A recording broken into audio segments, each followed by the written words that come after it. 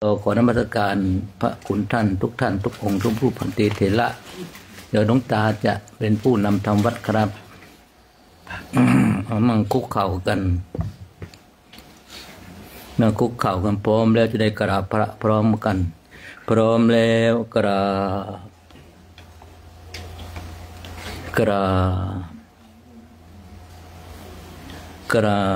บเปิดหนังสือหน้าที่3บทสวดบนธรรมวัดเช้าโยโสภะคะวะอะระหังสัมมาสัมพุทโธพระผู้มีพระภาคเจ้านั้นพระองค์ใดเป็นพระอรหันต์ตรัสรู้เองโดยชอบแล้วสวากขาโตเยนะภะคะวะตาธัมโมพระธรรมคือศาสนาที่พระผู้มีพระภาคเจ้านั้นพระองค์ใดตรัสไว้ดีแล้วสุปฏิปันโนยัสสะภะคะวะโตสาวกสังโฆพระสงฆ์คือผู้ทรงธรรมวินัยซึ่งเป็นสาวกของพระผู้มีพระภาคเจ้านั้นหมู่ใดเป็นผู้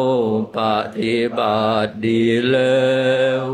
ธัมมยังภะคะวันตังสัทธัมมังสัทธังฆัง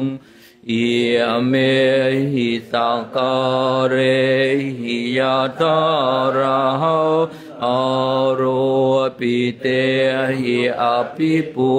จยามะข้าพระเจ้าขอบูชาอย่างยิ่งซึ่งพระผู้มีพระภาคเจ้าพร้อมทั้งพระสัทธรรมและพระอริยสงฆ์เจ้าทั้งหลายด้วยเครื่องสักการะเหล่านี้ข้าพระเจ้าได้ยกขึ้นปฏิสถานไว้เดียวแล้วในที่อันสมควรอย่างยิ่งเช่นนี้สาธุโนพันเตภะคะวะสุจิระปรินิพุตโตปิพระผู้มีพระภาคเจ้าพระองค์นั้นแม้ปรินิพพานนานแล้วก็ตามข้าแต่พระองค์ผู้เจริญซึ่งยังประโยชน์อันยิ่งใหญ่แก่สาธุชนทั้งหลายปัจฉิมชนตานุกัมปมานาสาอิเมตกะเรตุกตาปันนาการภูเตปฏิคันหาตุขอจงรับเครื่องสักการะบรรณาการของคนยากทั้งหลายเหล่านี้ด้วยเพื่ออนุเคราะห์แก่ประชุมชนผู้เกิดแล้วในภายหลังด้วยอัมหากังเทียกรตังหิตายะสุขายะเพื่อประโยชน์เพื่อความสุขแก่ข้าพเจ้าทั้งหลายสิ้นกาลละนานเทอญ อะระหังสัมมาสัมพุทโธภะคะวาพระผู้มีพระภาคเจ้าเป็นพระอรหันต์ดับเพลิงกิเลสเพลิงทุกข์สิ้นเชิงตรัสรู้ชอบได้โดยพระองค์เองพุทธังภวันตังอภิวาเทมิข้าพระเจ้าอภิวาพระผู้มีพระภาคเจ้าผู้รู้ผู้ตื่นผู้เบิกบานกล่าวสวากขาโตภะคะวะตาธัมโมพระธรรมเป็นธรรมที่พระผู้มีพระภาคเจ้าตรัสไว้ดีแล้วธัมมังนามัสสามิข้าพระเจ้านมัสการพระธรรมกราบสุปฏิปันโนภะคะวะโตสาวกสังโฆพระสงฆ์สาวกของพระผู้มีพระภาคเจ้าปฏิบัติดีแล้วสังฆังนะมามิข้าพระเจ้านอบน้อมพระสงฆ์กราบหันธรรมยังพุทธัสสะภะคะวะโตปุพพาคณมการังกโรมาสินะโมตัสสะภะคะวะโตอะระหะโตสัมมาสัมพุทธัสสะนะโมตัสสะภะคะวะโตอะระหะโตสัมมาสัมพุทธัสสะนะโมตัสสะภะคะวะโตอะระหะโตสัมมาสัมพุทธัสสะขอนอบน้อมแด่พระผู้มีพระภาคเจ้าพระองค์นั้นซึ่งเป็นผู้ไกลจากกิเลสตรัสรู้ชอบได้โดยพระองค์เองหันธรรมยังพุทธาภิทุติงกโรมาสิโยโสตัสสะคาโตพระตถาคตเจ้านั้นพระองค์ใดอะระหังเป็นผู้ไกลจากกิเลสสัมมาสัมพุทโธเป็นผู้ตรัสรู้ชอบได้โดยพระองค์เองวิชาจารณะสัมปันโนเป็นผู้ถึงพร้อมด้วยวิชาและจารณะสุขโตเป็นผู้ไปแล้วด้วยดีโลกวิทูเป็นผู้รู้โลกอย่างแจ่มแจ้งอนุตตโรปุริสธรรมสารถีเป็นผู้สามารถฝึกบุรุษที่สมควรฝึกได้อย่างไม่มีใครยิ่งกว่าสัทธาเทวมนุษย์สานังเป็นครูผู้สอนของเทวดาและมนุษย์ทั้งหลาย พุทโธเป็นผู้รู้ผู้ตื่นผู้เบิกด้วยธรรมภควาเป็นผู้มีความจำเริญจำแนกธรรมสั่งสอนสัตว์โยอิมังโลกังสัทเท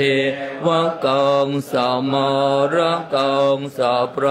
มกัง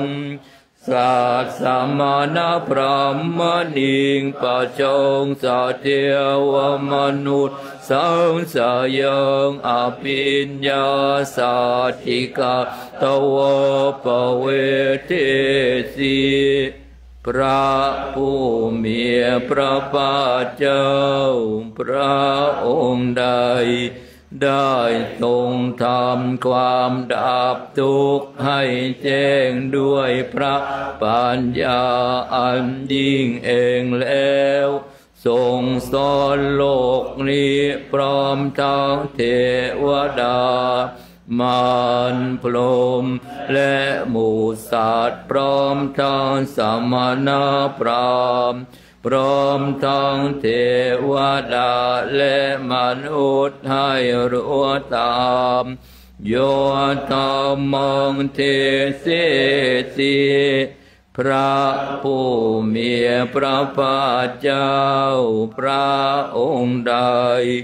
ทรงแสดงธรรมแล้วอาทิกัลยาณังไปรอในเบื้องต้นหมดเจกัลยาณังไปรอในท่ามกลางปาลิโยสานกัลยาณังไปรอในที่สุดสัตว์ทั้งสัพพยัญชนะเกวลปริปุณณังปริสุทธังพรหมปกาเสสีทรงประกาศพรหมจรรย์คือแบบแห่งการปฏิบัติอันประเสริฐบริสุทธิ์บริบูรณ์สิ้นเชิงพร้อมทั้งอัตตะพร้อมทั้งพยัญชนะตามหังภวันตังอภิปูชยามิข้าพระเจ้าบูชาอย่างยิ่งเฉพาะพระผู้มีพระภาคเจ้าพระองค์นั้นตามหังภวันตังศิรสานามามิข้าพระเจ้านอบน้อมพระผู้มีพระภาคเจ้าพระองค์นั้นด้วยเสียงกล่าวกราบ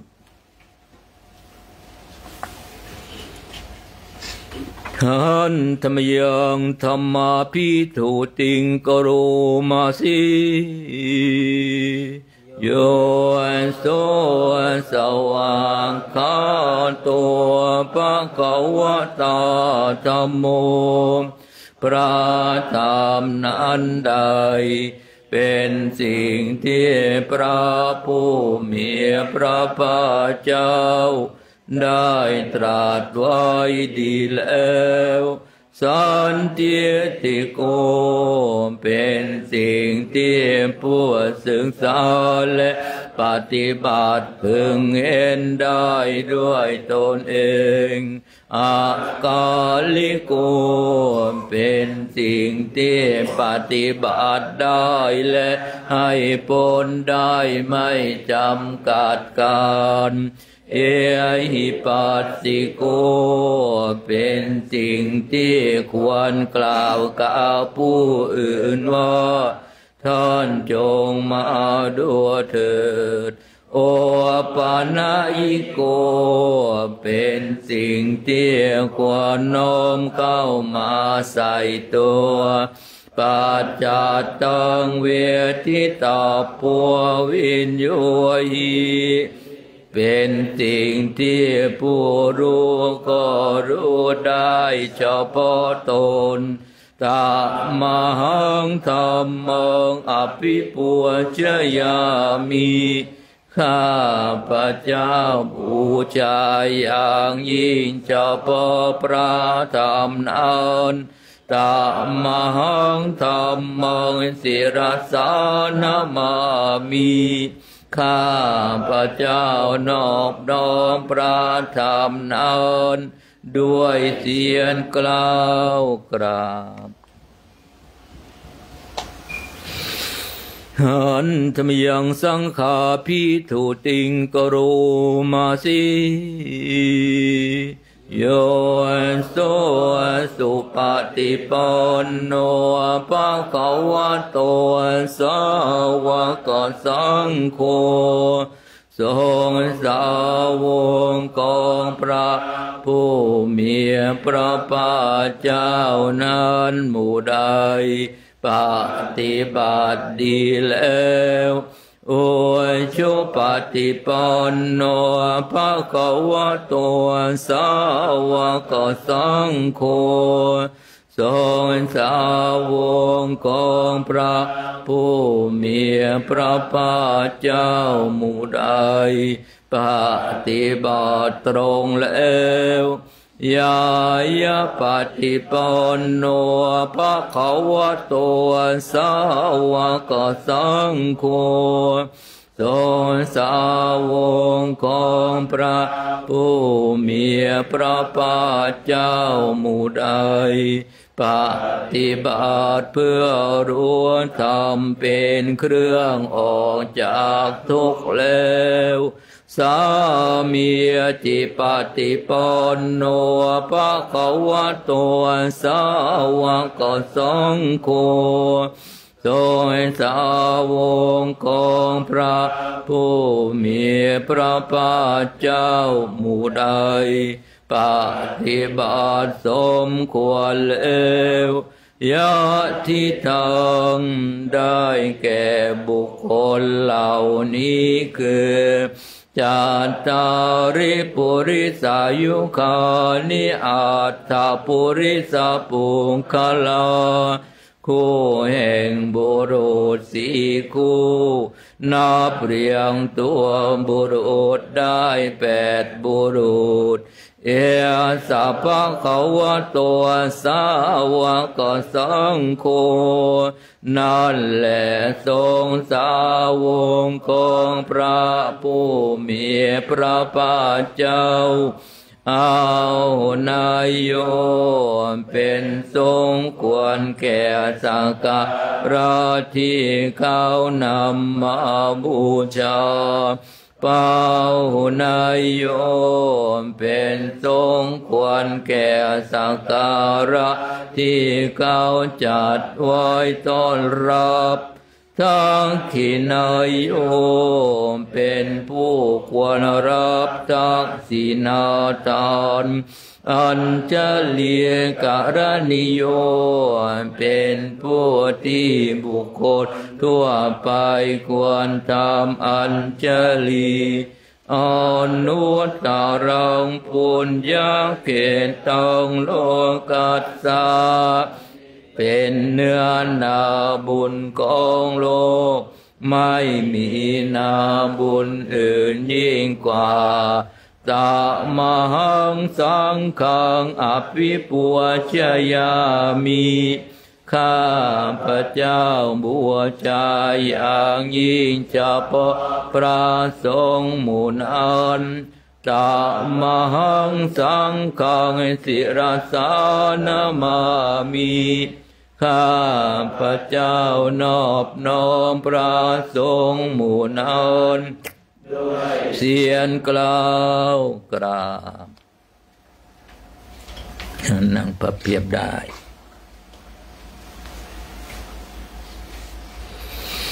หันธรรมยังรัตนัตยปนามะคาทาโยเจวะสังเวคาปริกิตนา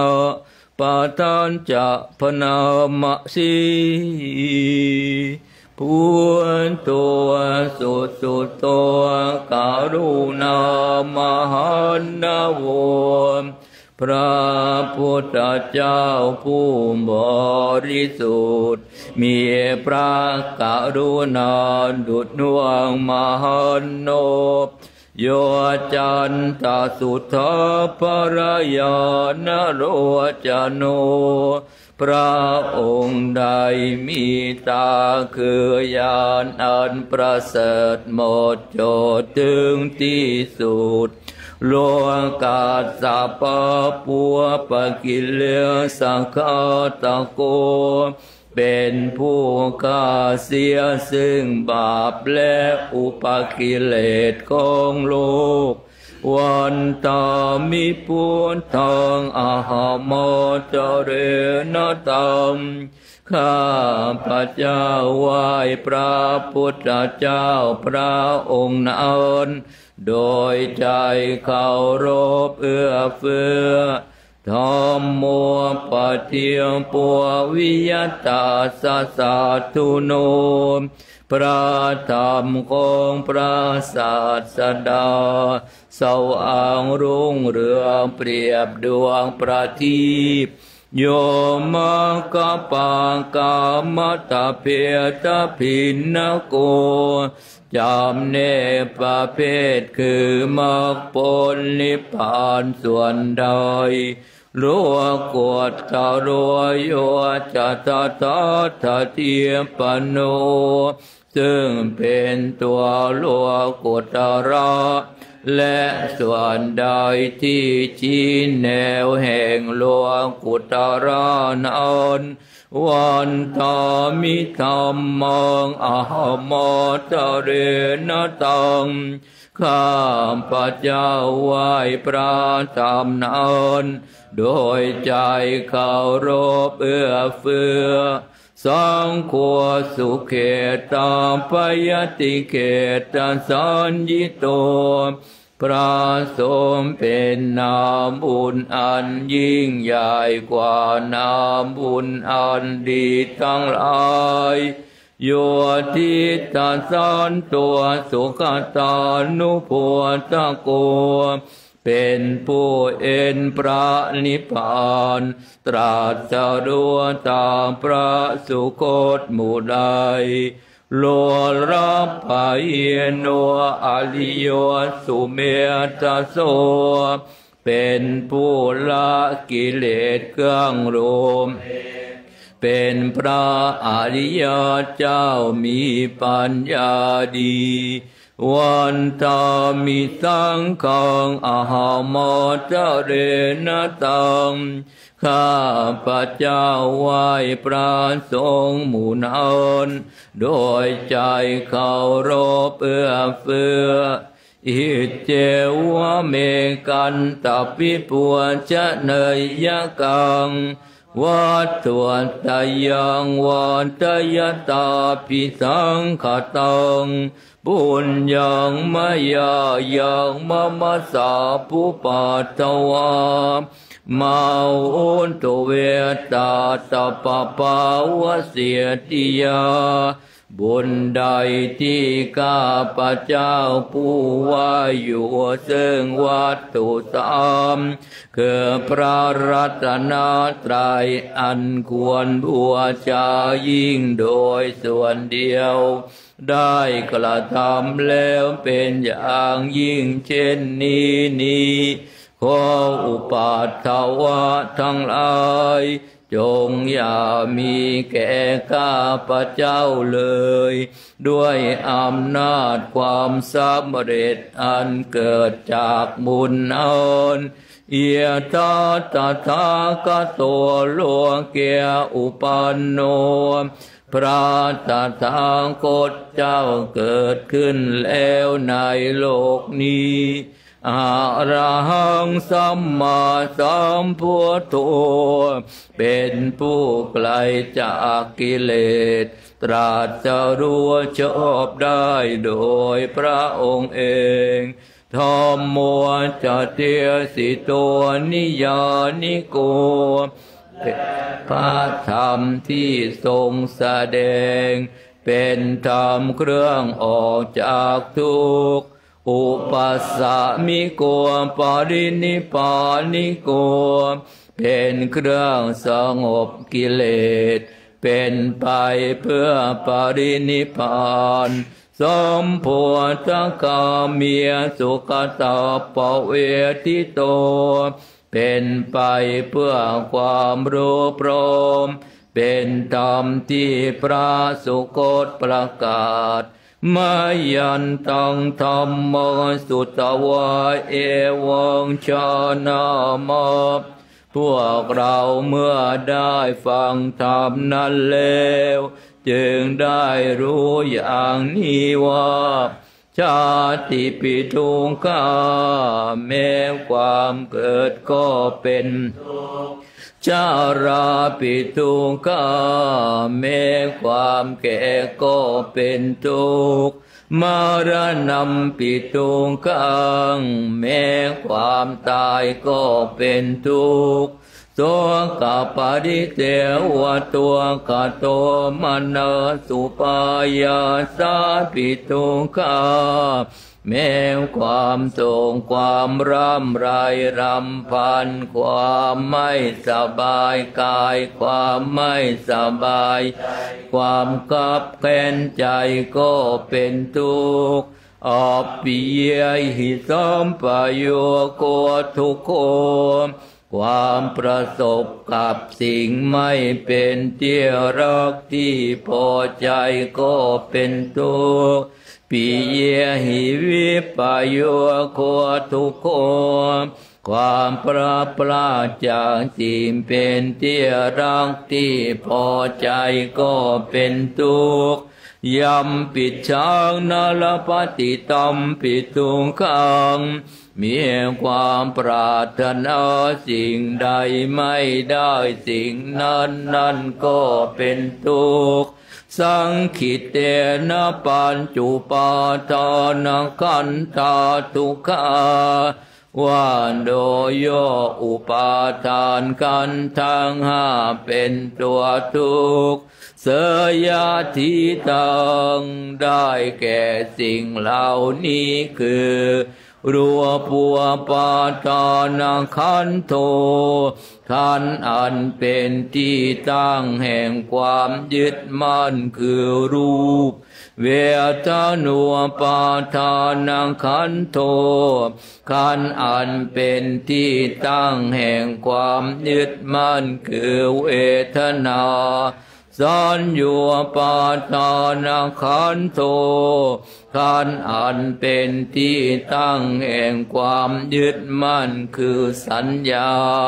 สังขารุปาทานขันโธขันธ์อันเป็นที่ตั้งแห่งความยึดมั่นคือสังขารวิญญาณัวปาทานขันโธขันธ์อันเป็นที่ตั้งแห่งความยึดมั่นคือวิญญาณเยสังปริญญายาเพื่อให้สาวกกำหนดรอบรั้วอุปาทานกันเหล่านี้เองชารมาโนโสภควาจึงพระผู้มีพระภาคเจ้านั้นเมื่อยังทรงพระชนเอ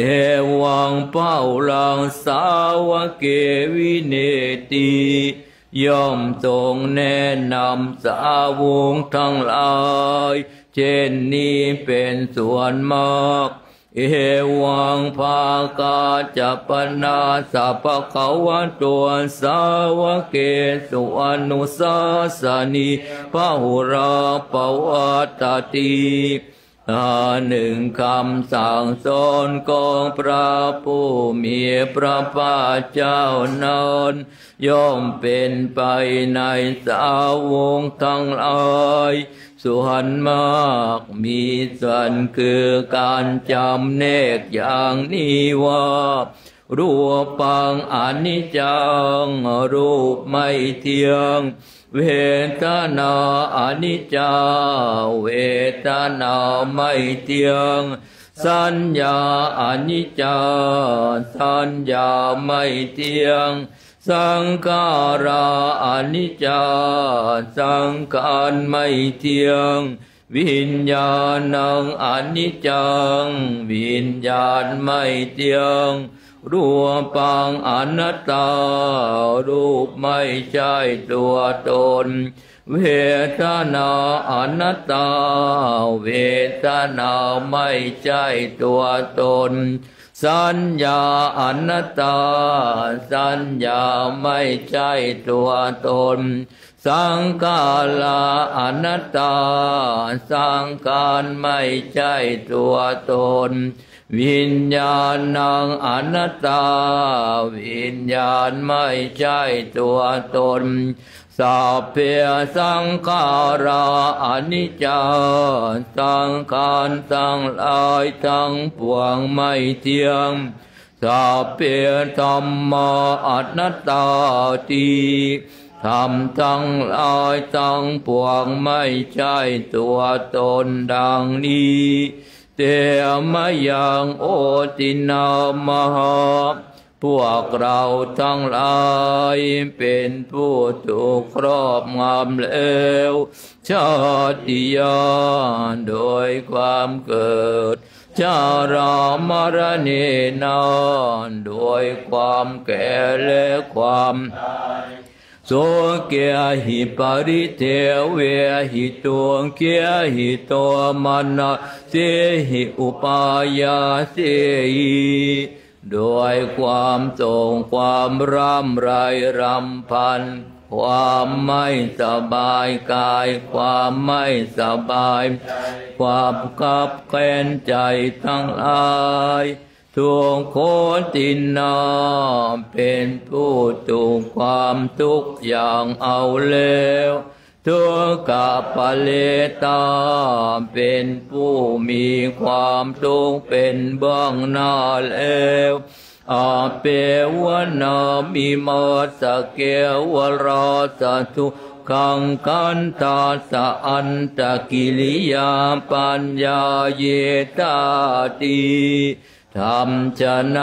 การทำที่สุดแห่งกองทุกข์ทั้งสิ้นนี้จะพึงปรากฏชัดแก่เราได้ติราปาลินิพุตามปิตังภควานตังอุเทนสารหันสัมมาสัมพุทธังเราทั้งหลายอุทิศเจ้าพระผู้มีพระภาคเจ้าผู้ไกลจากกิเลสตรัสรู้ชอบได้โดยพระองค์เองแม้ปรินิพพานนานแล้วพระองค์นั้นสัทธาอาการัสสมาอนาคาลิยังปาปจิตาเป็นผู้มีศรัทธาออกบวชจากเรือนไม่เกี่ยวข้องด้วยเรือนแล้วตัสสมิภะคะวะติพรหมจริยังจารามะประพฤติอยู่ซึ่งพรหมจรรย์ในพระผู้มีพระภาคเจ้าพระองค์นั้นเพียงผู้นำสิกขาสัจเจวสมาปนาถึงพร้อมด้วยสิกขาและธรรมเป็นเครื่องเลี้ยงชีวิตของภิกษุทั้งหลายตังโนพระมัจจริยังอิมาสเกวราสตุขังกันตาสะอันตะกิริยายะสังวัตตตุขอให้พรหมจรรย์ของเราทั้งหลายนั้นจงเป็นไปเพื่อการทำที่สุดแห่งกองทุกข์ทั้งสิ้นนี้เถิดเดี๋ยวเปิดเป็นหน้า72ครูบาศรีวิชัยนักบุญแห่งล้านนาอาชีพเขามาดักเร็วนะทำครัวหน้า72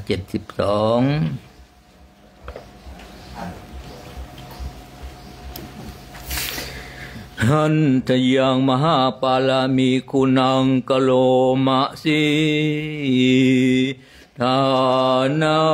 ปารามีสัมปันโน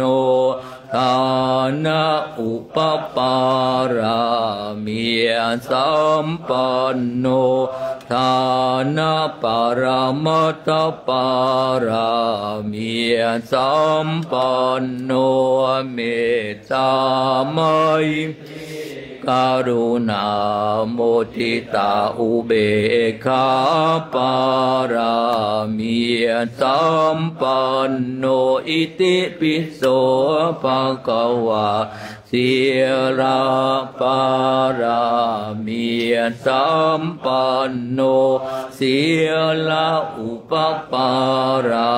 มีสัมปันโนสีลาปารมัตถปารามีสัมปันโนเมตตาไมตรีกรุณาโมทิตาอุเบกขาปารามีสัมปันโนอิติปิโสภะคะวะเนกามาปารามีสัมปันโนเนกามาอุปปารามีสัมปันโนเนกามะปารมัตถปารามีสัมปันโน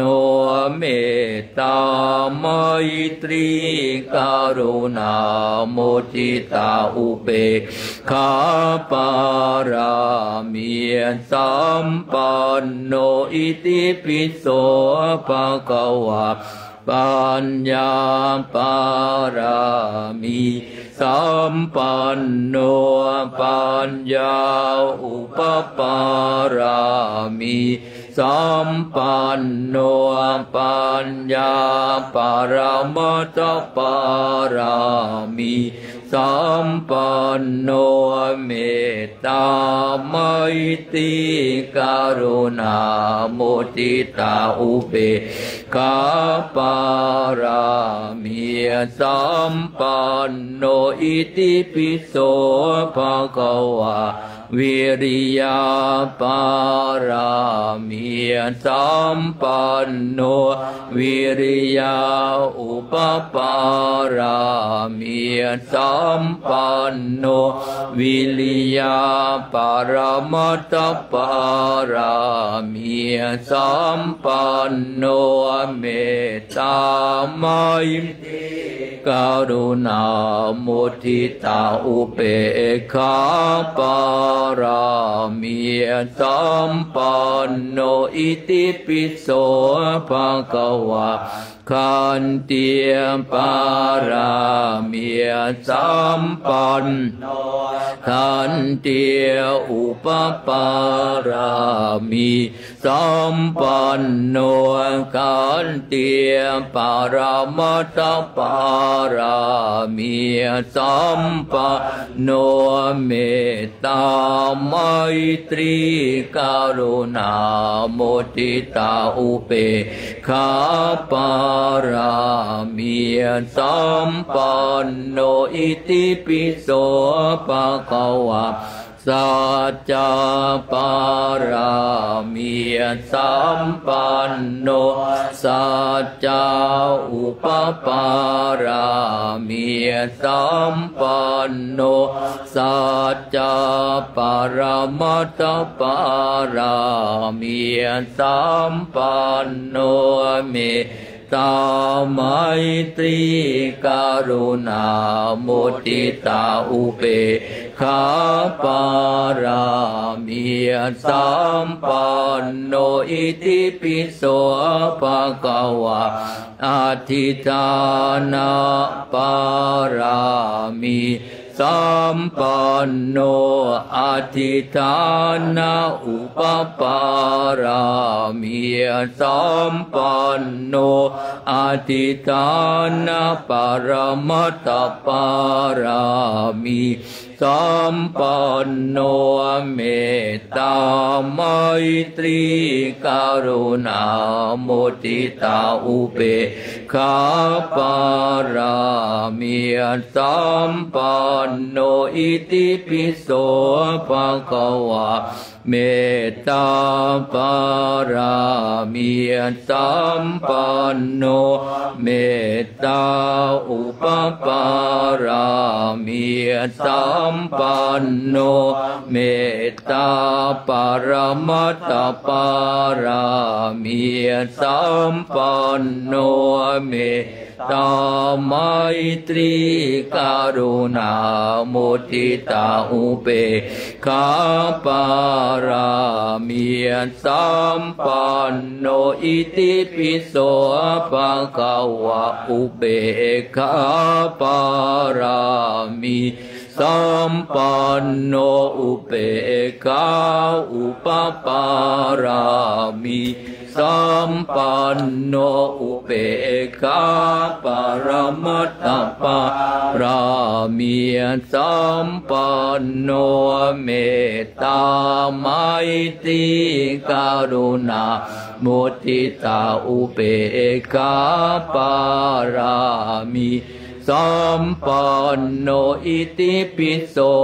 ภะคะวะทัสสะปารามิสัมปันโนทัสสะอุปปารามิสัมปันโนทัสสะปรมัตถปารามิสัมปันโนเมตตาไมตรีกรุณามุทิตาอุเบกขาปารามิสัมปันโนอิติปิโสภะคะวะพุทธังสรณังคัจฉามิธัมมังสรณังคัจฉามิสังฆังสรณังคัจฉามินะมามิหังเปิดหน้า91กรวดน้ำตอนเช้า91หันตยังสัพพปฏิทานะคาทาโยปนามาสีปุญญาสิตานิกตาสยานัญญานิกตานิเมเตียนสันจะปากิโนโอตุสัตตานนตาปมานกาสัตว์ทั้งหลายไม่มีที่สุดไม่มีประมาณจงมีส่วนแห่งบุญที่ข้าพเจ้าได้ทำในบัดนี้และแห่งบุญอื่นที่ได้ทำไว้ก่อนแล้วเยปิยาคุณวันตาจะไม่อังมาตาปิตาทโยเทียตาเมตาปยาติตาวาอันเดียมัจจัตตาเวลิโนเพื่อจะเป็นสัตว์เหล่าใดซึ่งเป็นที่รักใคร่และมีบุญคุณเช่นมารดาบิดาของข้าพเจ้าเป็นต้นก็ดีที่ข้าพเจ้าเห็นแล้วหรือไม่ได้เห็นก็ดีสัตว์เหล่าอื่นที่เป็นกลางหรือเป็นคู่เวรกันก็ดีสัตตาติทานติโลกัสสมิงเตภูมิมาจตุโยนิกาปัญเจกจตุวงการาสังสารตาปวาปเวสัตว์ทั้งหลายตั้งอยู่ในโลกอยู่ในภูมิทั้งสามอยู่ในกำเนิดทั้งสี่ มีการ5 ขันธ์มีการเดียวมีการ4 ขันธ์กำลังท่องเที่ยวอยู่ในภพน้อยภพใหญ่ก็ดียาตังเยปฏิทานัมเมอนุโมทันตุเตสยังเยจิมังนัปปจานันติเตวะเตสังนิเวทยุงสัตว์เหล่าใดรู้ส่วนบุญที่ข้าพเจ้าแผ่ให้แล้วสัตว์เหล่านั้นจงอนุโมทนาเองเถิดส่วนสัตว์เหล่าใดยังไม่รู้ส่วนบุญนี้ขอเทวดาทั้งหลายจงบอกสัตว์เหล่านั้นให้รู้มายาทินานะปุญญานังอนุโมทนาเหตุนาสัพเพสัตตาสัตตาอุตุอเวราสุขชีวิโนเกมะปัตตานจะปะปนตุเตสาสาสิจตังสุภาเพราะเหตุที่ได้อนุโมทนาส่วนข้าพเจ้าแผ่ให้แล้วสัตว์ทั้งหลายทั้งปวงจงเป็นผู้ไม่มีเวรอยู่เป็นสูงทุกเมื่อจงถึงบทอันเกษมกล่าวคือพระนิพพานความปรารถนาที่ดีงามของสัตว์เหล่านั้นจงสำเร็จเถิดเปิดหน้า97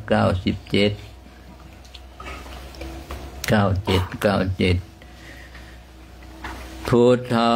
ราธนานังธัมมาราธนานังสังฆาราธนานังอัปปมาโนพุทโธอัปปมาโนธัมโมอัปปมาโนสังโฆนะโมพุทธายะนะโม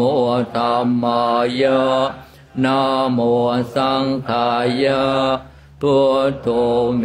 นะโตธัมโมเมนะโตสังโฆเมนะโตพุทธ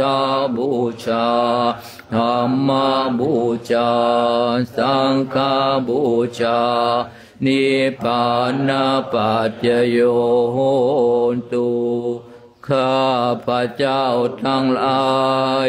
ขออาราธนาคุณพระพุทธคุณพระธรรมคุณพระสงฆ์อันน่าประมาณมิได้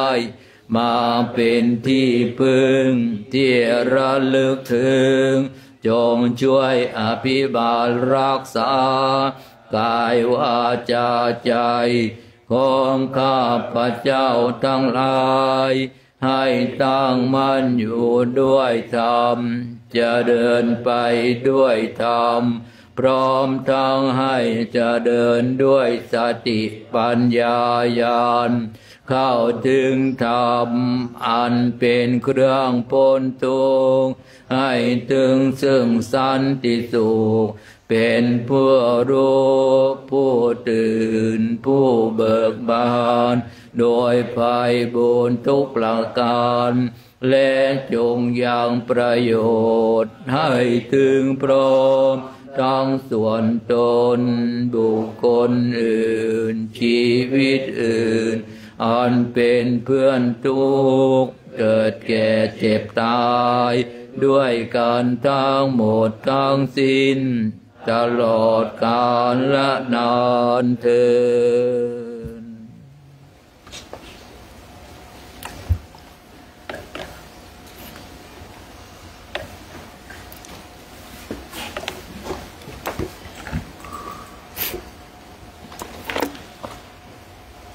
หลังจากที่เราได้ทำวัดสวดมนต์จบเราก็มานั่งภาวนากันสักระยะหนึ่ง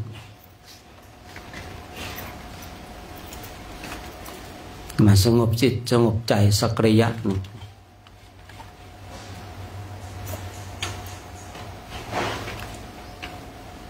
ในงานของการภาวนาเนี่ยเป็นงานเบาๆสบายๆไม่ได้แบกไม่ได้หาม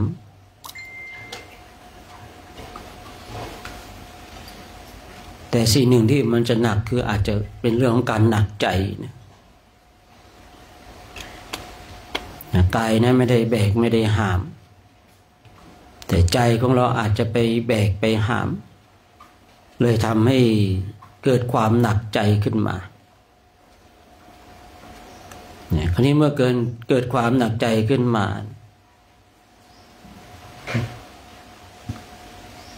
ความสับสนความวุ่นวายความดิ้นรนก็จะบังเกิดขึ้นในความเป็นจริงเนี่ยเพียงนั่งเท้าขวาทับเท้าซ้ายมือขวาทับมือซ้ายเนี่ยน่าจะมีคนชอบและมีบุคคลที่มาปฏิบัติธรรมมากๆเพราะเป็นงานที่สบายแต่ทำไมคนทั้งหลายเนี่ยกลับไม่ค่อยชอบในการนั่งเท้าขวาทับเท้าซ้ายมือขวาทับมือซ้ายนะคนทั้งหลายก็บอกว่าฉันอยากจะสบายแต่ก็ไม่มาเจริญจิตตภาวนาอยากสบายแต่ไปทำสิ่งที่ก่อให้เกิดความทุกข์ไม่ได้ก่อให้เกิดความสุขเลยในอย่างเราเนี่ยในระยะเราอยากจะสบายเราอยากจะสบายทั้งกายทั้งใจอยากให้กายของเรามันสบายอยากให้ใจของเราสบายเราจึงมารีเซ็ตจิตของเราให้จิตของเราเนี่ยมันปลดเปลื้องเครื่องร้อยลัดทั้งหลายโดยการเจริญจิตตภาวนายิ่งการเจริญจิตตภาวนานี่เป็นงานหลักของพระภิกษุสงฆ์องค์สมณเณรที่เราเข้ามาบวชในบวรพุทธศาสนาเนี่ยสิ่งหนึ่งที่พระพุทธเจ้าทรงเน้นนักเน้นหนาคือการเจริญจิตตภาวนาพระองค์สอนให้เราศึกษาเราเรียนด้านปริยัติแล้วนำไปปฏิบัติรับกรรมฐานจากพระพุทธเจ้าบ้างจากพระอุปชายะบ้างแล้วก็ไปปฏิบัติตามสถานที่ที่ตนเองปรารถนาคนทั้งหลายชอบพูดถึงพระพุทธเจ้าอ้างพระพุทธเจ้าเจ้าสอนเช่นนั้นเช่นนี้แต่จะอ้างในสิ่งที่ตนเองชอบใจเท่านั้นเองแต่ไม่ได้ทำตามโอวาทอย่างที่พระองค์ทรงตรัสไว้ยิ่งคนทั้งหลายบอกว่าเป็นพระเนี่ยออกจาริกธุดงค์ได้อย่างไรเป็นพระต้องอยู่วัดถ้าเราได้ศึกษาแล้วพระองค์ทรงให้เราออกจาริก9 เดือนจำพรรษา3 เดือนเมื่อถึงการเข้าพรรษาปุ๊บเราต้องจำพรรษาอยู่กับที่แล้วห้ามท่องเที่ยวไปไหนแล้วห้ามจาริกแล้วแต่ออกพรรษาแล้วพระองค์ทรงให้เราออกจาริก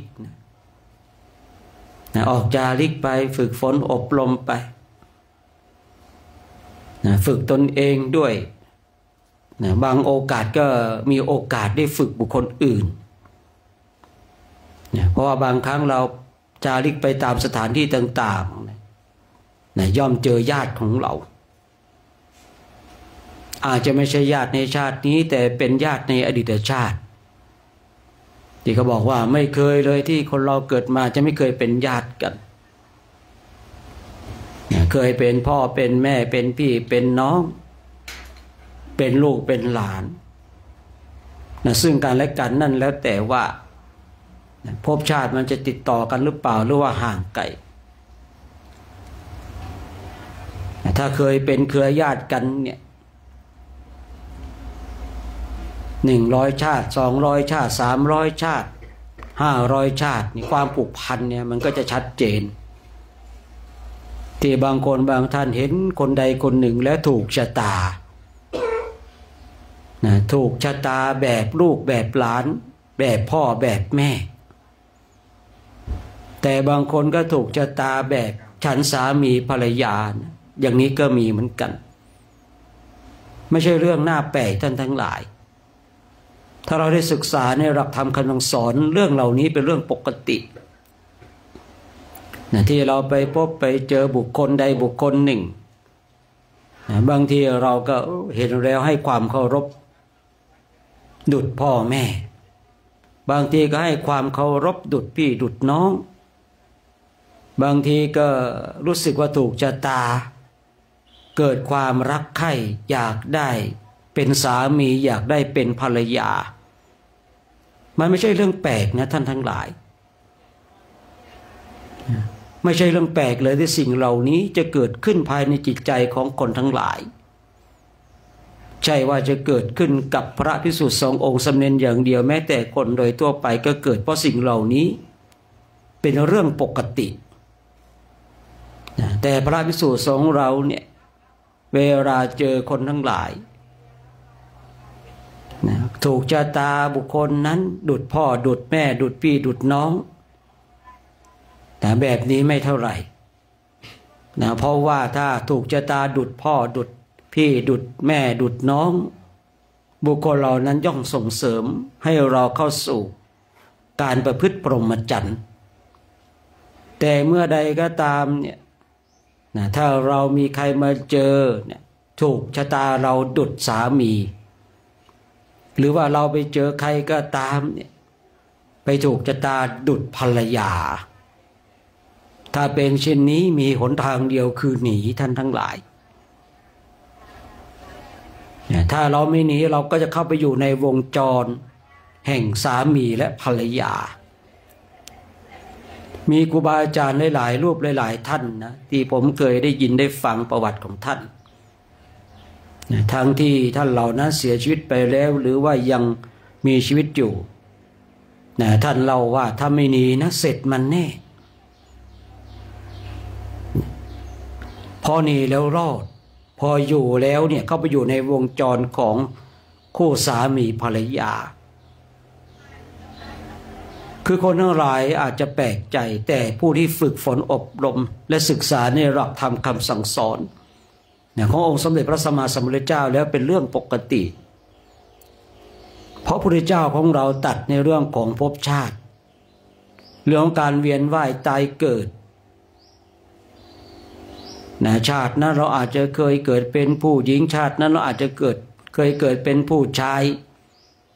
ชาตินั้นคนนั้นอาจจะเป็นสามีเราเป็นภรรยาเราชาตินั้นบุคคลอาจจะเป็นพ่อเป็นแม่เป็นพี่เป็นน้องเราสิ่งเหล่านี้เป็นเรื่องปกติคือถ้าเคยเป็นสามีภรรยาหรือว่าเป็นญาติกันเนี่ยติดต่อกันเนี่ย100ชาติก็ดี200ชาติก็ดี300ชาติก็ดี400ชาติก็ดี500ชาติก็ดีเนี่ย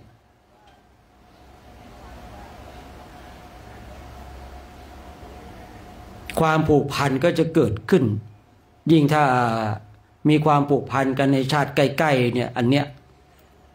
มันจะลึกซึ้งมันจะมีความผูกพันกันมากแต่ถ้าว่าถ้าถอยหลังออกไปห่างไปเนี่ยมันก็จะค่อยห่างไปในความสายสัมพันธ์เนี่ยที่บางทีบางคนบางท่านเนี่ยเห็นแล้วถูกชะตาเหลือเกินเนี่ยน่าแสดงว่าเคยเป็นพี่เป็นน้องเป็นเครือญาติเป็นสามีภรรยากันเนี่ยชาติใกล้ๆนี้เองหรือว่าบางคนบางท่านเคยเป็นครูอาจารย์ซึ่งกันและกันเคยได้พร่ำสอนบอกกล่าวก็จะมีวาสนาเขาเรียกว่าบุญสัมพันธ์บุญสัมพันธ์ก็จะบังเกิดขึ้นเหมือนกับเราท่านทั้งหลายที่เข้ามาอยู่ในวัดดอยเทพนิมิตรเข้าร่วมในโครงการจาริกธรรมตามรอยบาทพระศาสดานำโดยพระเดชพระคุณหลวงพ่อเนี่ยนี่เขาเรียกบุญสัมพันธ์บุญสัมพันธ์จึงดึงเราท่านทั้งหลายเข้ามาสู่โครงการจาริกธรรมเรียกมีบุญสัมพันธ์ซึ่งกันและกันจึงนำพาให้เรามาพบมาเจอกัน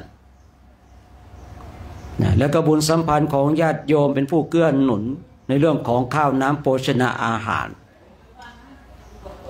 ถ้าคนไม่เคยอนุเคราะห์สงเคราะห์ช่วยเหลือเกื้อกูลกันยากเหลือเกินที่เราจะเห็นภาพญาติโยมมาน้อมนำข้าวน้ำโภชนาอาหารมาถวายเราถ้าไม่มีบุญสัมพันธ์ก็ยากเหลือเกินที่จะเห็นเพื่อนประพฤติพรหมจรรย์ได้มานั่งบำเพ็ญเพียรภาวนาเช่นนี้นั่นแสดงว่าเรามีบุญสัมพันธ์ซึ่งกันและกันบุญสัมพันธ์อันเก่าก่อนมันก็จะส่งมันก็จะหนุน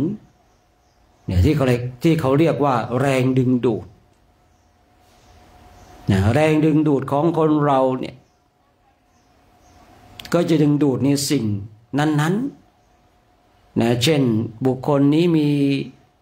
พลังบวกก็จะดึงบุคคลที่พลังบวกเข้ามา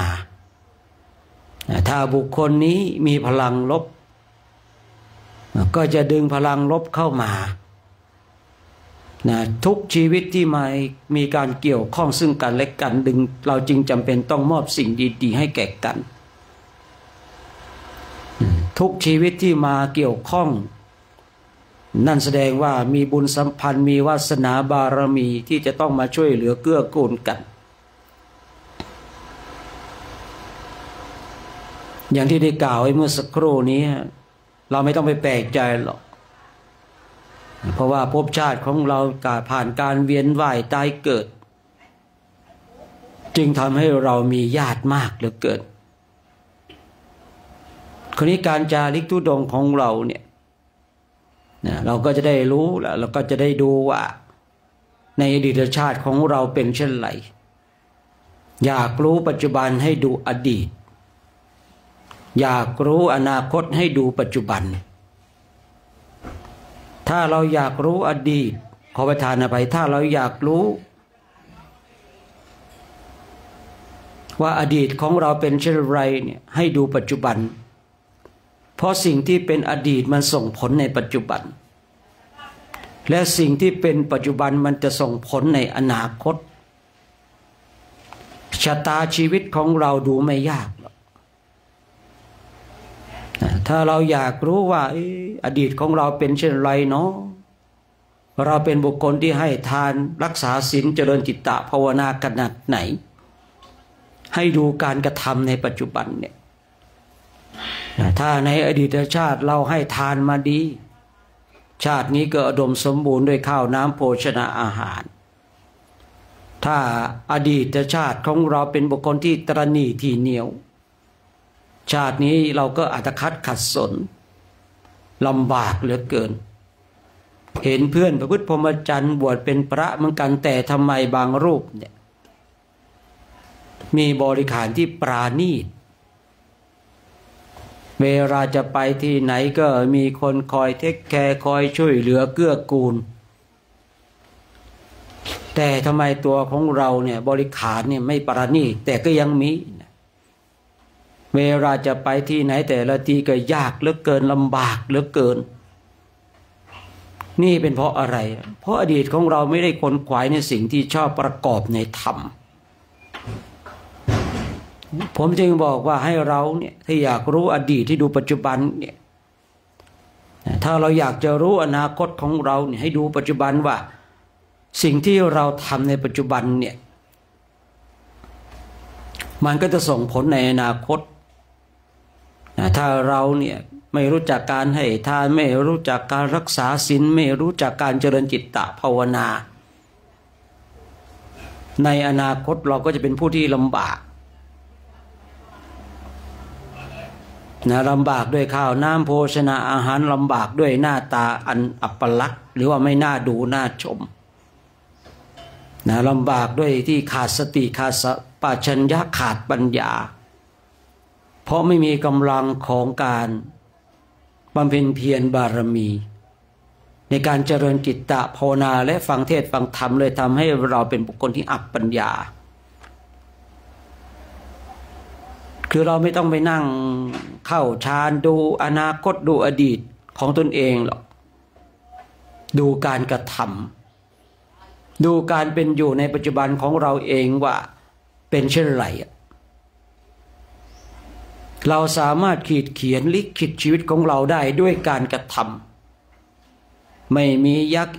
อินพรหมที่ไหนจะมาบันดาลชีวิตของเราให้มันดีขึ้นนอกจากการกระทำของเรา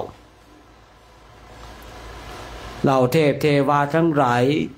เป็นสิ่งที่ให้กำลังใจและคอยสนับสนุนเราเท่านั้นเองแต่สิ่งที่จะทำให้ชีวิตของเราดีขึ้นคือการกระทำ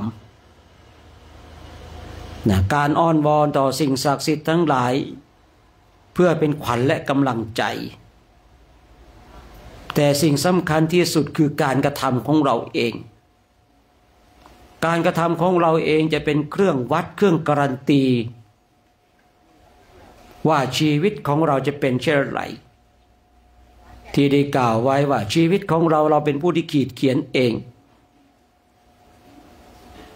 ศาสนาพราหมณ์พระพรหมเป็นผู้ลิขิตตายไปแล้วก็จะไปเป็นพรหมอย่างเดียวนี่คือความเชื่อคติความเชื่อของพราหมณ์แต่ชีวิตของผู้ที่เข้ามาอยู่ในขอบเขตของพระพุทธศาสนาพระพุทธเจ้าสอนเรื่องของการกระทำพระองค์ทรงสอนเรื่องเหตุเมื่อสร้างเหตุดีผลก็ดี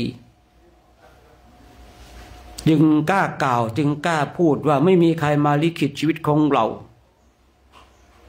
สิ่งที่มันจะลิขิตชีวิตของเราได้คือการกระทำ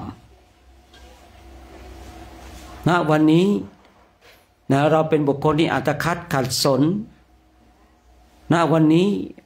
เราขาดสติขาดสัพพัญญะปัญญาญาณมันไม่มั่นคงเราก็ต้องสร้างเหตุให้ดีถ้าเราอยากจะให้ชีวิตของเราดีกว่านี้เราก็ต้องทำสิ่งที่ดีๆทำสิ่งที่เป็นเหตุให้เกิดขึ้นในสิ่งที่ดีกับเรา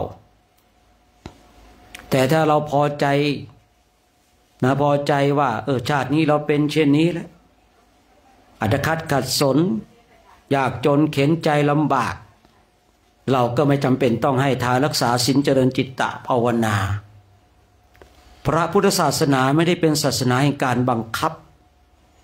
พระพุทธศาสนาเป็นศาสนาแห่งการชี้แนะแนวทางบอกเส้นทางให้เมื่อบอกเส้นทางให้แล้วขึ้นอยู่กับบุคคลที่ได้ยินได้ฟังมีสุตตะมีการได้ยินได้ฟังแล้วจะนำไปฝึกปฏิบัติหรือเปล่าบุคคลหนึ่งบุคคลใดมีสุตตะมีการได้ยินได้ฟังแล้วนำไปพิจารณาแล้วนำไปปฏิบัติเชื่อในสิ่งที่พระเจ้าทรงตรัสไว้ว่าทานทำให้รวยศีลทำให้ดูดีภาวนาทำให้มีสติปัญญาชาตินี้ลำบากเหลือเกินกับสิ่งเหล่านี้ชาตินี้ลำบากเหลือเกินด้วยทรัพย์สินเงินทองอัตคัดเหลือเกินไม่เป็นไรเราไม่สามารถที่จะกลับไปแก้ไขอดีตได้แต่เราสามารถทำปัจจุบันเพื่อให้ปัจจุบันนี้ส่งผลในอนาคตที่ดีได้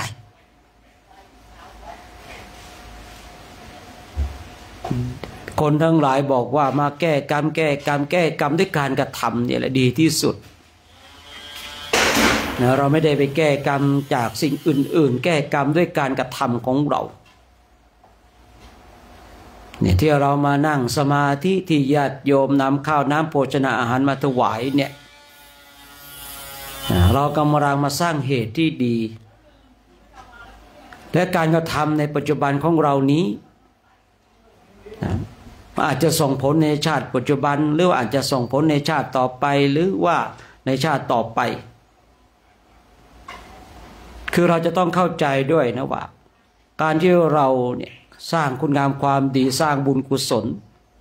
บุญบางอย่างมันส่งผลในปัจจุบันบุญบางอย่างมันรอส่งผลในชาติต่อไปบุญบางอย่างมันรอส่งในชาติสุดท้ายคือเราจะต้องเข้าใจตรงจุดนี้นะโดยคนโดยทั่วไปแล้วไม่เข้าใจว่าทำบุญปุ๊บต้องรวยปั๊บเลยเปล่าเลย นอกจากบุคคลที่ได้ทำบุญกับพระที่เข้านิโรธสมาบัติอันนี้เป็นกรณีพิเศษแต่ถ้าทำบุญโดยทั่วไปแล้วเนี่ยคือเราจะต้องเข้าใจว่าเราทำบุญวันนี้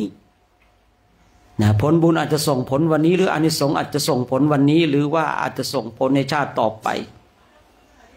อย่างที่ได้กล่าวไว้เมื่อสักครู่นี้บุญบางอย่างที่เราทำเนี่ยมันรอส่งผลให้กับเราในชาติสุดท้ายในชาติสุดท้ายท่านทั้งหลายคือบุญบางอย่างที่เราทำในชาตินี้บางอย่างนะผมจะใช้คำว่าบางอย่างมันจะรอส่งผลในชาติสุดท้ายของเราผมจึงไม่แปลกใจหรอกว่าพระอรหันต์บางรูป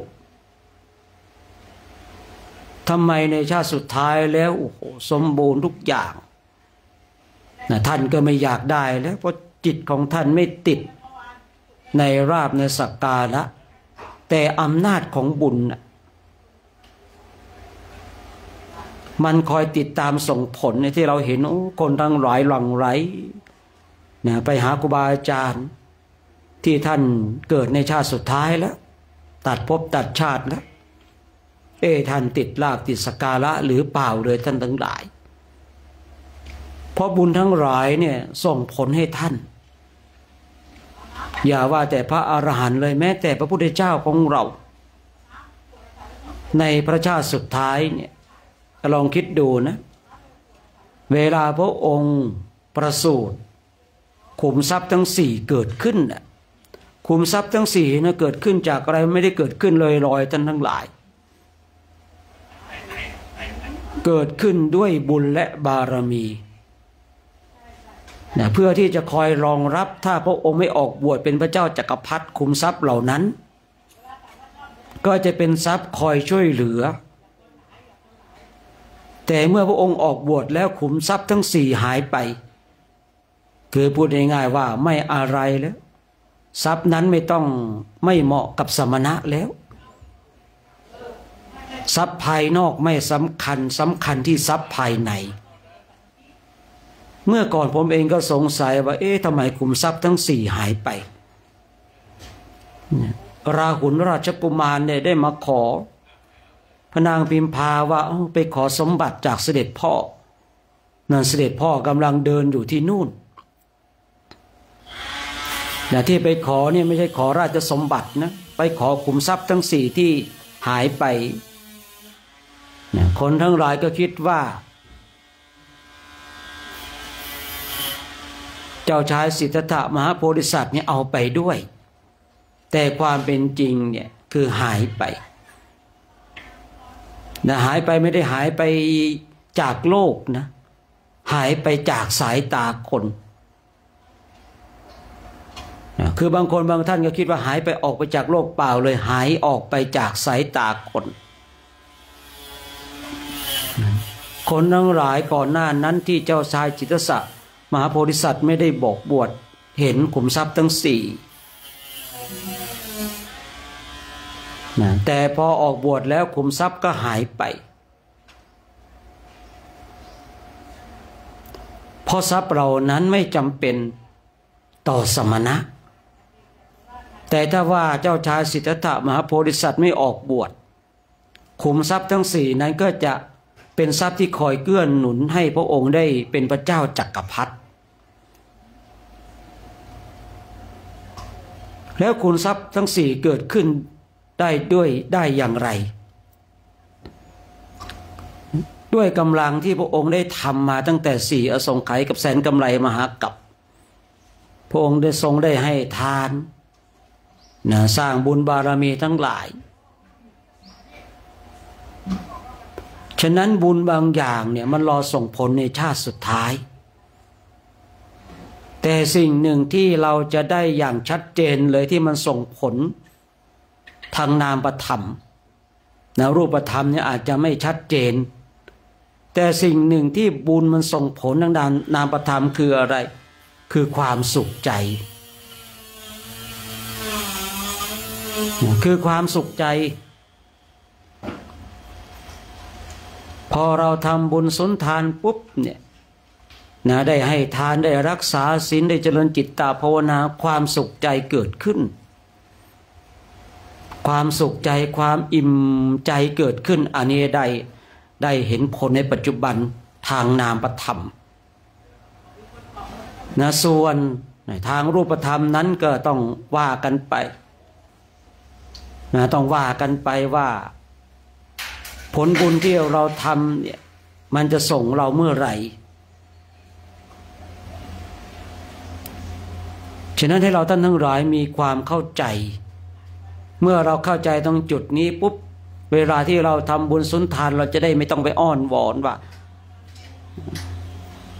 คือความเป็นจริงเนี่ยการที่เราทำบุญเนี่ยไม่ต้องไปอ้อนวอนไม่ต้องไปขอให้เราร่ำรวยหรอก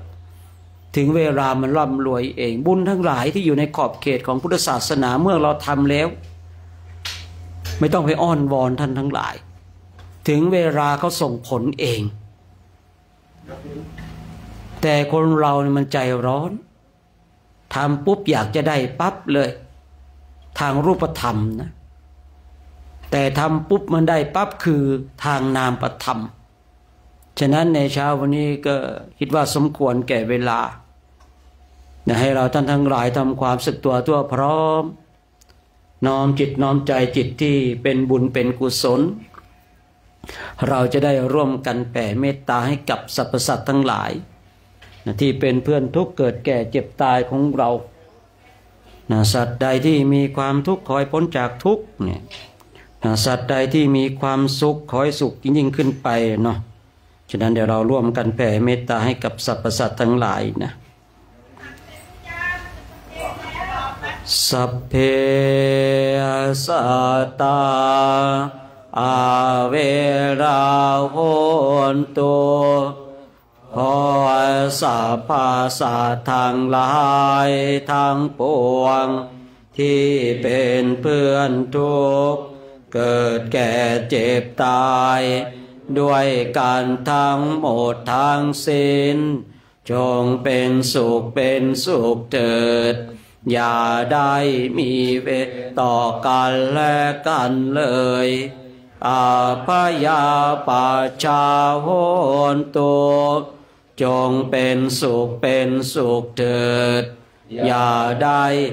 บาดเบียดเบียนซึ่งกันและกันเลยอานิคาโหนตุจงเป็นสุขเถิดอย่าได้มีความทุกข์กายทุกข์ใจเลยสุขีอัตตานังปริหารันตุ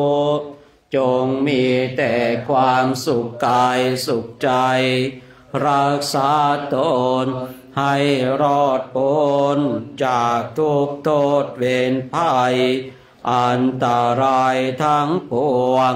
จงทุกทั่วหน้าเถิดกาตังปุญญาภรังไมหังสาเพภาคิภวันตุเตขอสัพพสัตว์ทั้งหลายทั้งปวงเหล่านั้นจงเป็นผู้มีส่วนได้เสวยผลบุญที่ข้าพเจ้าทั้งหลายได้บำเพ็ญแล้วนี้เถิ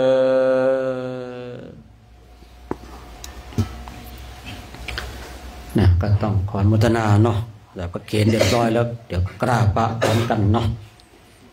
อาหารใจได้แล้วเดี๋ยวไปเอาอาหารกายบ้างนะ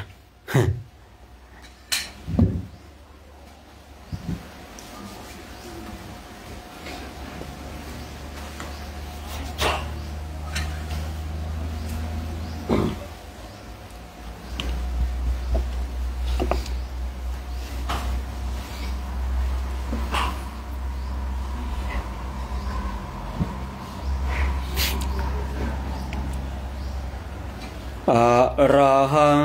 สัมมาสัมพุทโธภะคะวา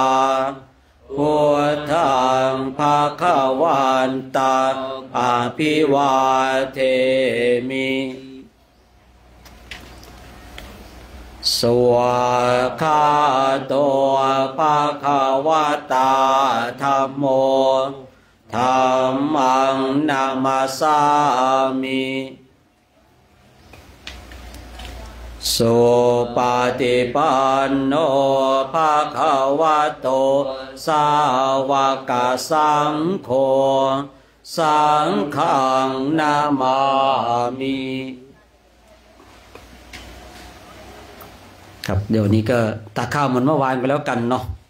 เดี๋ยววันนี้เอาอย่างนี้ก่อนนะตอนนี้เราออกจาริกเดี๋ยวค่อยปรับในของการตักภัตตาหารเนาะตอนนี้เดี๋ยวก็เดี๋ยวเราก็ดูเปลี่ยนตัวกันเนาะ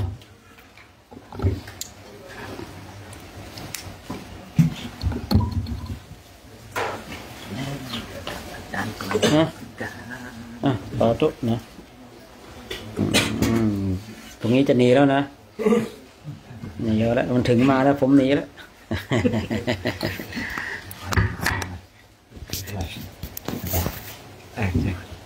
ขาไว้เอาน้ำใส่กลัวบาดเนี่ยมันมีแล้วนี่ไปนิมนต์ไปนิมนต์นิมนต์ต่างแถวข้างนอกแล้วกันนะโอ้บนมีทิ้งเสร็จแล้วยังไงเนี่ยบนมีทิ้งเสร็จแล้วนี่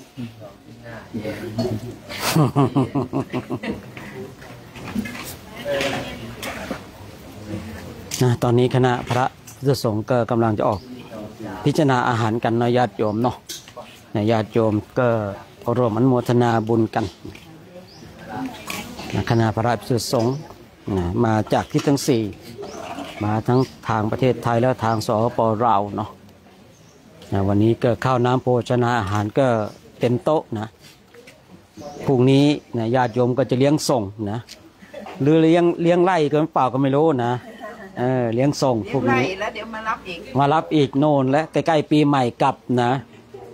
ไปธันวานะไปธันวาโน่นนะฉะนั้นญาติโยมก็ร่วมโมทนากันเนาะที่ชมไลฟ์สดอยู่นะก็จะได้มาร่วมกันมาสร้างบุญและบารมีกันนะ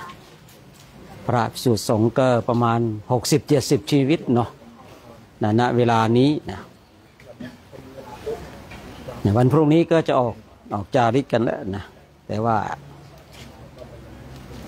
เราจะไปเริ่มเดินที่จังหวัดลำปางนะพระธาตุจอมปิงนะเดินกลับมาที่วัดดอยเทพนิมิตรนะฉะนั้นทุกปีเนาะญาติโยมบางคนบางท่านก็ติดตามบางคนบางท่านก็เพิ่งจะเข้ามาก็แจ้งให้ทราบกันแล้วกันเนาะเราจะได้รู้กันทั่วหน้าบางคนก็สงสัยว่าถ้ามีพระเยอะเช่นนี้คงจะเป็นงานปริวัติกรรมนะเปล่าเลยเนาะคณะพระภิกษุสงฆ์เนี่ยเข้ามาประชุมกันเพื่อที่จะเตรียมตัวออกจาริกธุดงค์ปีนี้เดินในประเทศไทยก่อนนะปีหน้าไปเดินในประเทศอินเดียและเนปาลปีนี้เดินในไทยก่อนปีหน้าไปเดินที่ประเทศอินเดียและเนปาลเนาะปีนี้ก็จัดเป็นปีที่12แล้วคณะพระภิกษุสงฆ์ก็คือมีทั้งบุคคลที่เคยมาร่วมบุคคลพูดง่ายๆคนองค์ใหม่ก็มีองค์เก่าก็มีนะมาร่วมกันสร้างสรรค์สิ่งที่ดีงามมาทำวัดสวดมนต์อย่างที่ญาติโยมเห็นเนี่ยของเราก็จะเน้นในเรื่องของการทำวัดสวดมนต์เจริญจิตตภาวนานะอย่างที่ญาติโยมเห็นเนี่ยเช้าสายค่ำมีการทำวัดสวดมนต์เจริญจิตตภาวนามีการฟังเทศน์ฟังธรรมกันคือเราต้องเอาทุกอย่างญาติโยมก็เป็นผู้ที่ร่วมสนับสนุนเนาะข้าวน้ำโภชนาอาหารที่ญาติโยมเห็นเนี่ยโอ้นางฟ้าเทพบุตรเทพธิดามากันเต็มวัดเลยนะมาถวายอาหารกันนะเอาบุญกับพระคุณเจ้ากันนะ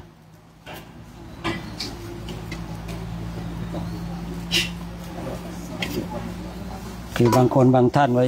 พระมาเยอะอย่างนี้โยมเยอะทำไมโยมวัดดอยทำไมน้อยนะน้อยแต่มีคุณภาพญาติโยมนะของเรานี่ก็ญาติโยมเขาก็เตรียมข้าวน้ำโภชนาอาหารมาถวายกันนะ มาเอาบุญกันญาติโยมนะญาติโยมก็ร่วมอนุโมทนาบุญกันนะกับพระคุณเจ้าของเรานะกับคณะสัตยาญาติโยมเนาะวันนี้ก็เป็นวันดีอีกวันหนึ่งเนาะโอ้ข้าวน้ำโภชนะอาหารพรุ่งนี้พระฉันข้าว8 โมงเนอะไม่ต้องมีข้าวต้มนะไม่ชีพรุ่งนี้เช้าไม่ต้องทำฮะก๋วยจั๊บ8 โมงก็ได้ฉันแล้วนะ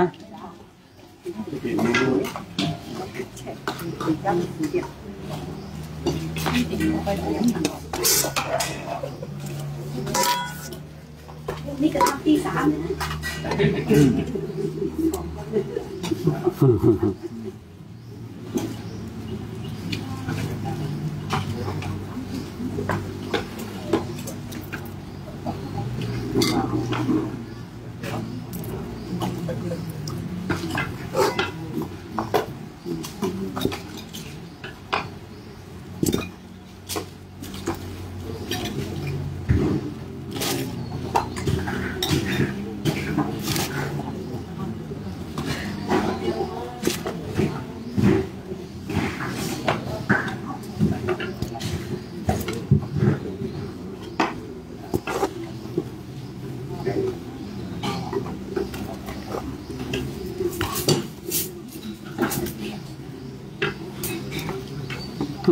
มีราคาไหมโอโต้มันพริกอยู่ฝั่งนี้เอาละฮะโอ้ผมเอาแต่ผักมาอย่างเดียวเลยก็พัดไปนั่นหน่อยนึงทอดท่าเลย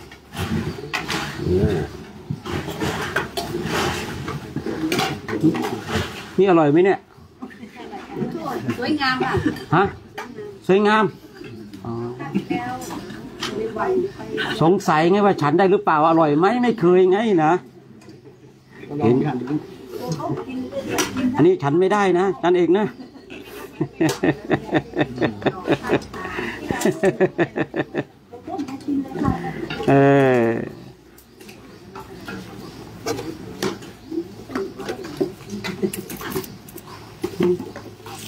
องค์อันนี้ที่สุด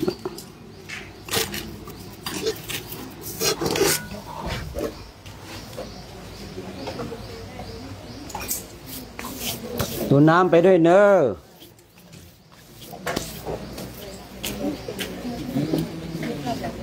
ไปตักข้าวก่อนไปเดี๋ยวผมถ่ายกันไป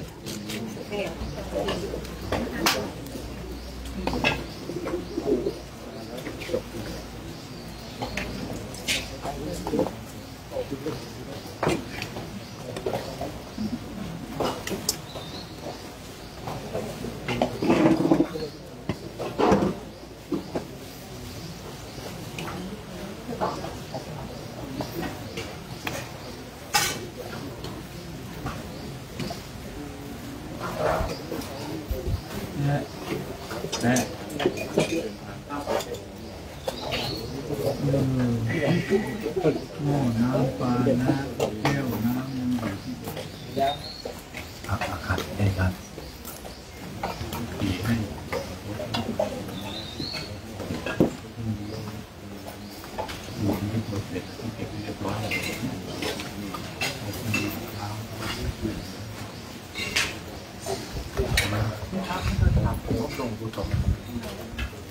มีถามองค์ปฏิโมกข์องค์ปฏิโมกข์ก็ลงเราก็ลงองค์ปฏิโมกข์ไม่ลงเราก็จะลงไงลงที่ไหนลงครับเด็กนะลงครับกี่โมงนี้ครับตอนนี้คณะสัตยาโยมก็ภาพท่านพิจารณาอาหารกันนะนี่ลูกนี่คือนางฟ้าเทพบุตรเทพธิดาของวัดดอยนะนี่โยมอย่าไปมองพระหลายเด้อพระยืนมองเดี๋ยวพระอายตักอาหารหมดเลยนะไม่ใช่ว่าอายนี่ไม่ตักอาหารนะอายเนี่ยตักเยอะใหญ่เลยนะแซวนะมองได้ไม่เป็นไรนะแต่อาหารจะหมดนะเพราะอะไร ยิ่งอายยิ่งตักนะหมดก็ไม่กลัวเลยอยากให้ฉันเยอะๆโยมก็ชื่นใจกันชื่นใจเลยนะ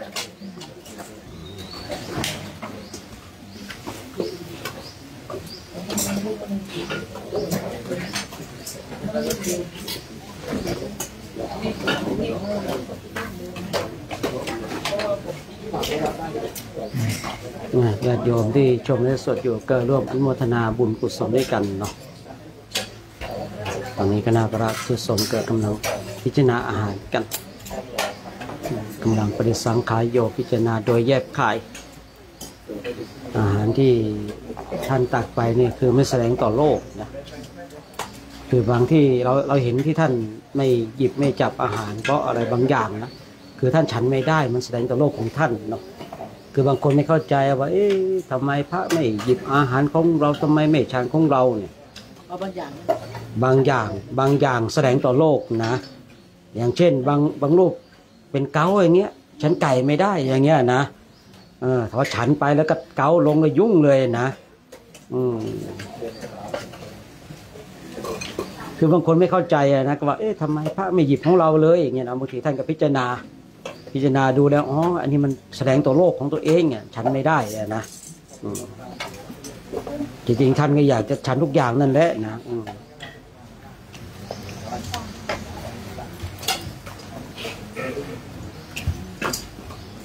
ตอนนี้เราตักดูภาพพระตักอาหารเดี๋ยวเราเข้าไปในศาลาดีกว่าเดี๋ยวไปรับพรด้วยกันนะญาติโยมนะพรุ่งนี้ก็มากันเช้าหน่อยเนาะเพราะว่าจะได้เดินทางไปเริ่มต้นที่ลำปางเกาะคาแล้วก็เดินกลับบ้านดอยกัน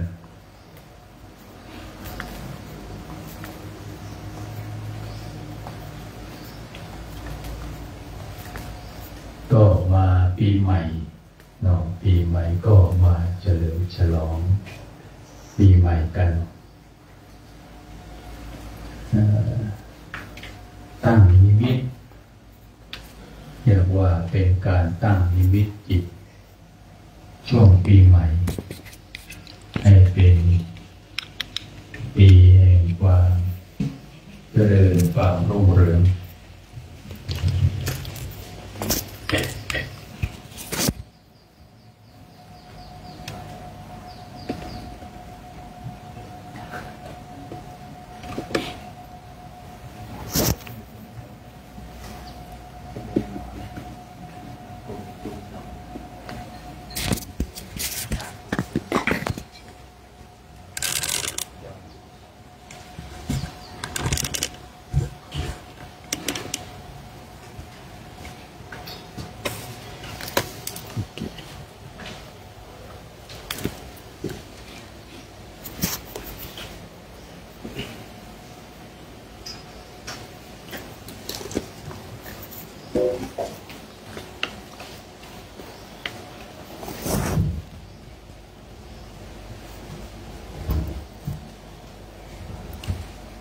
เป็นปีแห่งความรุ่งเรืองเนาะ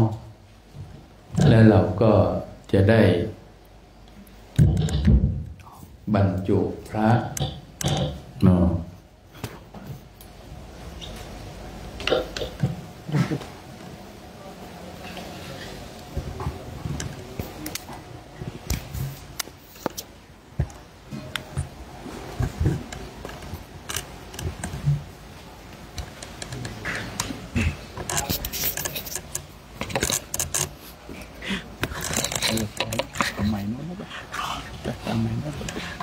เอาใหม่นู้นนะ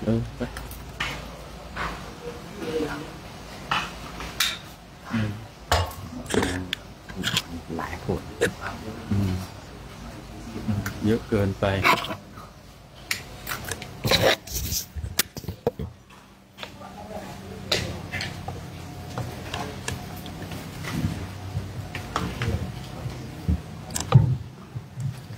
ข้างบนนี่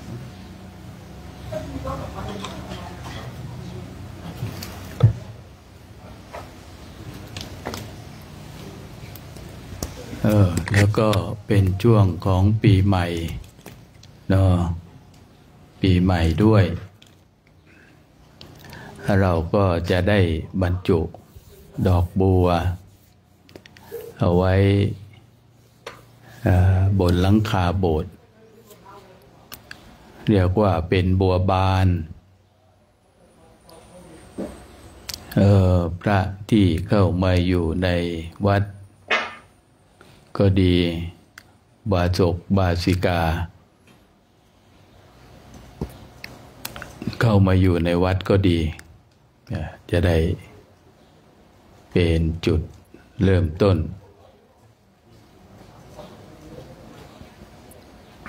ในการบำเพ็ญศีลธรรมกันก็จะเอาพระหยกมาประดิษฐานไว้ใส่ไว้ใน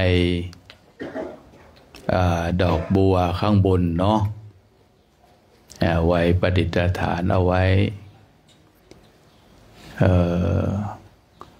บุคคลใดจะร่วมเนาะร่วมเป็นเจ้าภาพดอกบัวกันก็ขอเชิญเนาะเพราะว่าที่วัดดอยนี่ไม่มีวัดดอยนี้ไม่มีช่อฟ้าแต่เรามีดอกบัวเนาะดอกบัวเป็นสัญลักษณ์ของความของการตรัสรู้จะได้บรรลุธรรมนะหรือว่าการสั่งสมบารมีกันก็คือการทำติดตั้งดอกบัวกันก็ให้ญาติโยมที่ต้องการจะถวายพระหยกเอาไว้บรรจุข้างในมี9 นิ้ว7 นิ้ว5 นิ้วเอาไว้โน่นเอาไว้ข้างในพระอุโบสถไว้ด้านบนเลยใครเห็นก็เกิดศรัทธาเพราะว่าข้างในมีพระเนาะเป็นสัญลักษณ์ของการบรรลุธรรมนั่นเองหรือเป็นสัญลักษณ์ของการสร้างบารมีเอาหยกก็หยกแท้ๆนี่แหละไม่ได้เอาเป็นหินนะก็เพื่อที่จะได้ร่วมกันสร้างเพื่อให้เกิดความสงบความร่มเย็นเกิดความเจริญอกเจริญใจหรือว่าบุญกุศลเกิดขึ้นได้กับเราทุกท่านบุญนั้นก็เป็นที่พึ่งของเราเรียกว่าถ้าเราเอาพระพุทธรูปไว้ข้างบนแล้วก็เราก็จะได้ระลึกเป็นการเจริญพุทธานุสติด้วยนึกถึงคุณของพระพุทธเจ้านึกถึงคุณว่าครั้งหนึ่งเราเคยได้ร่วมกันสร้างได้ร่วมกันสร้างถวาย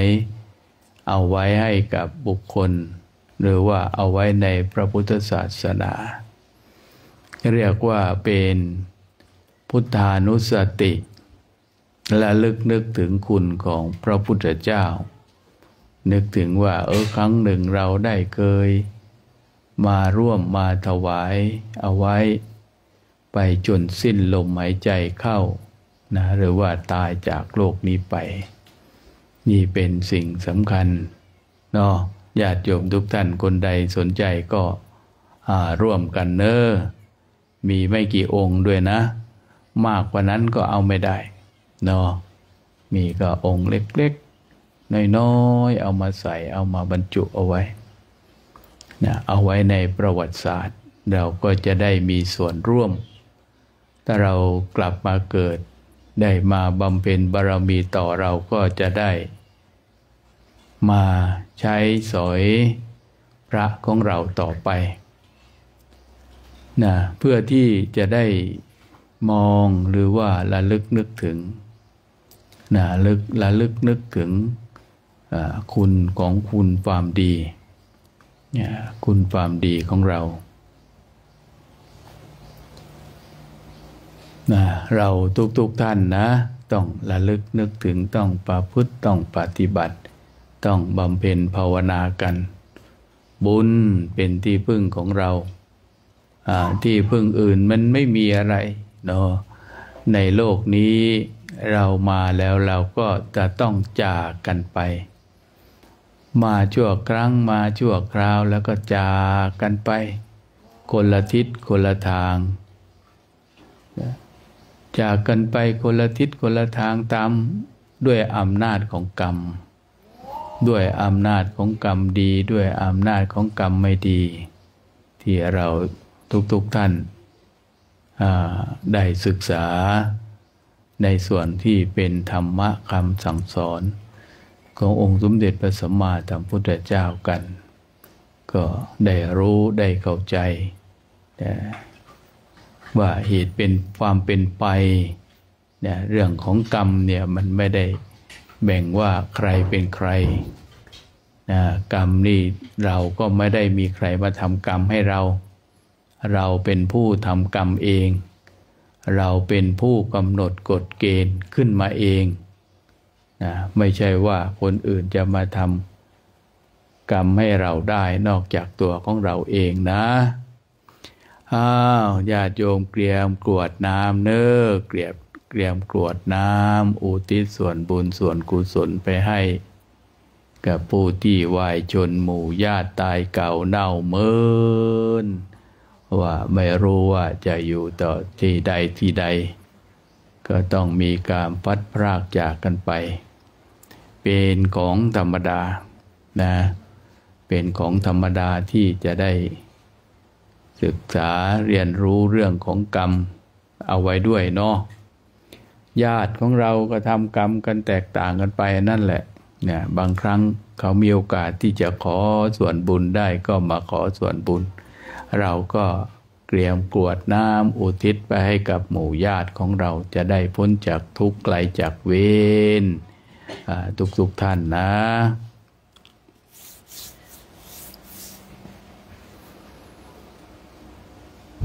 ยะถา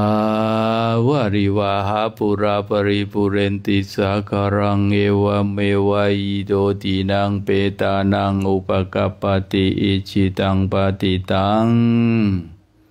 ตุมหังคิปะเมวัสมิจตุสัพเบปุเรนตุสังกัปปาจันโทปนรสโสยถามณิโชติระโส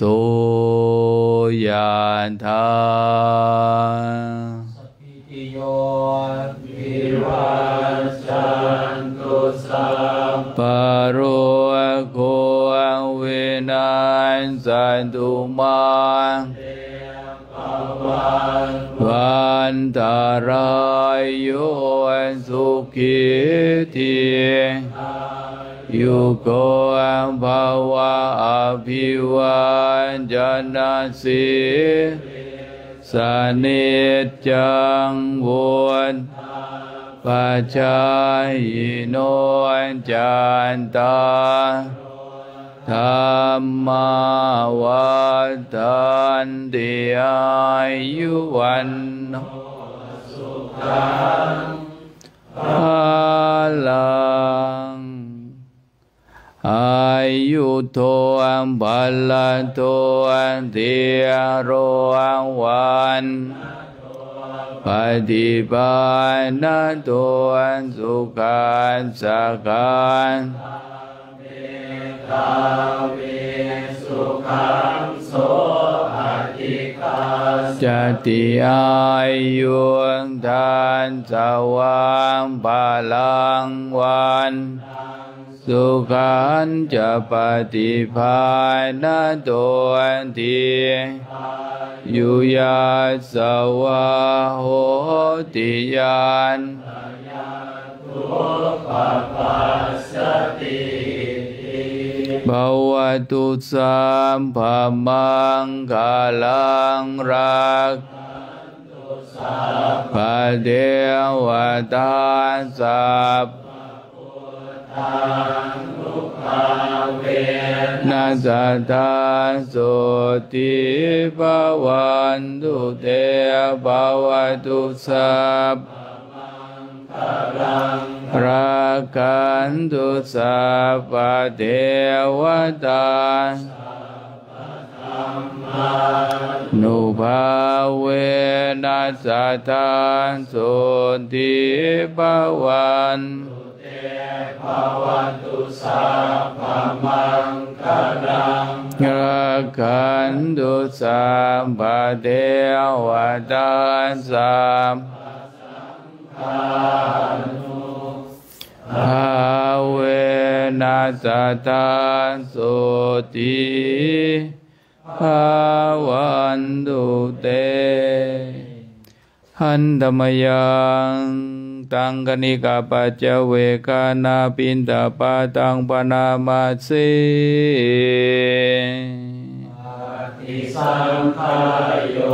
นิโสปินตาปาตังปฏิวามิเยทวายนามัตตายนามันดานายนาวิสนายายาวาเดอิมาสกายาสัทิติยาปนายาวิสุภารติยาพระมัจจารินุกายาอิติปุรานันจะเวปฏิหังคา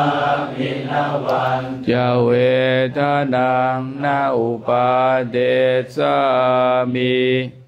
ยาตราจะมีภวิสติอนวัสตาจะพาสุวิหารโรจติสาธุสาธุนิมนต์พิจารณาอาหารกันญาติโยมก็ทานข้าวทานน้ำกันให้สุขกายสบาย